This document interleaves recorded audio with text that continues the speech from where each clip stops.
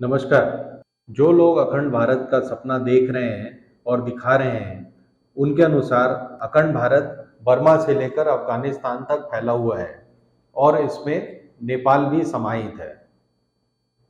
ये नक्शा जब तब नागपुर वाले निकाल लाते हैं। सब इसे नई पार्लियामेंट में भी लगा दिया गया है।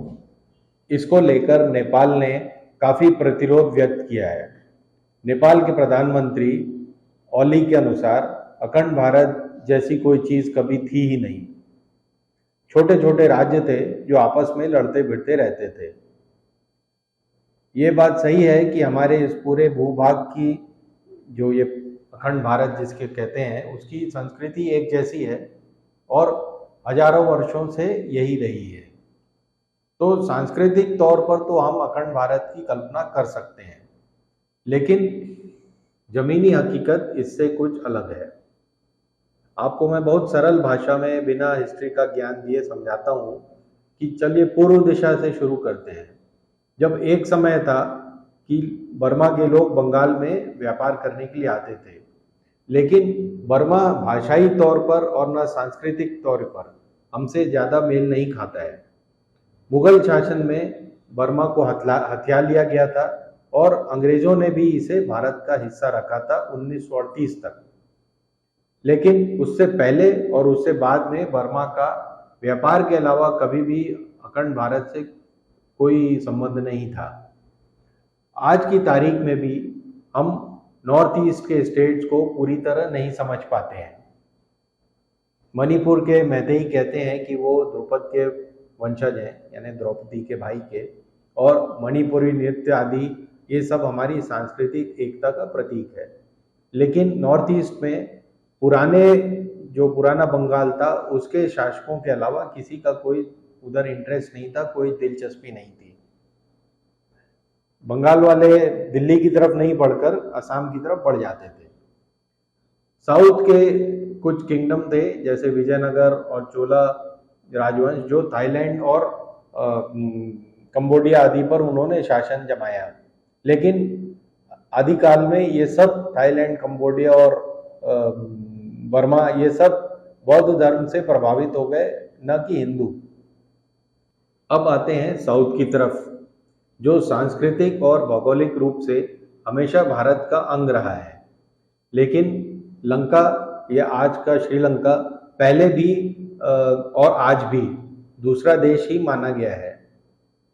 वहाँ पर भी बौद्ध धर्म का सदियों से ज़्यादा प्रभाव रहा है, न कि हिंदू धर्म का।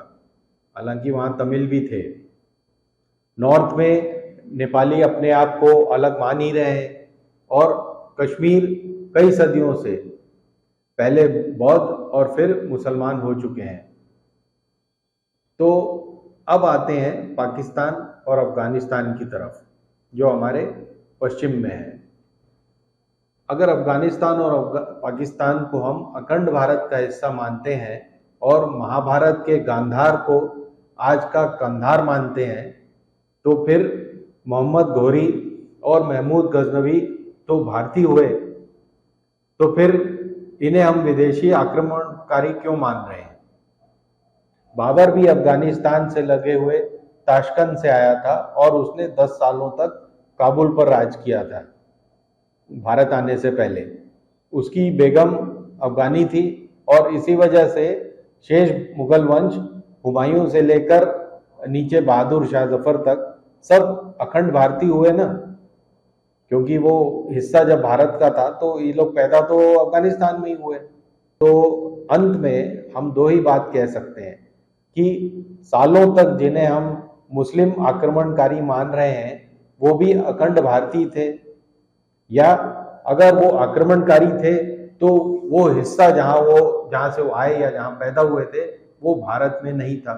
यही दो बातें हो सकती हैं। तो ये बातें बड़ी अजीब हैं कि हमारी अखंड भारत की कल्पना तो अफगानिस्तान तक जाती है, लेकिन वहां के लोग हमें स्वीकार नहीं है।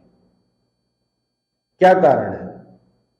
क्या कारण है कि बुद्ध महावीर को तो हम अपना मानते हैं, जिनका जन्म नेपाल में हुआ, और नेपाली कह रहे हैं कि नेपाल अखंड भारत में नहीं है और कभी था भी नहीं।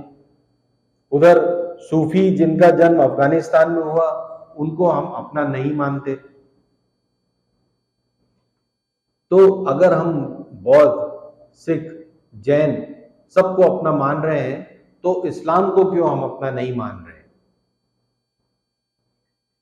जबकि इस्लाम से हमारी सांस्कृतिक एकता है। आज भारत में वैसे भी मुसलमान सिख, जैन या बौद्ध धर्म वालों से ज्यादा है संख्या में।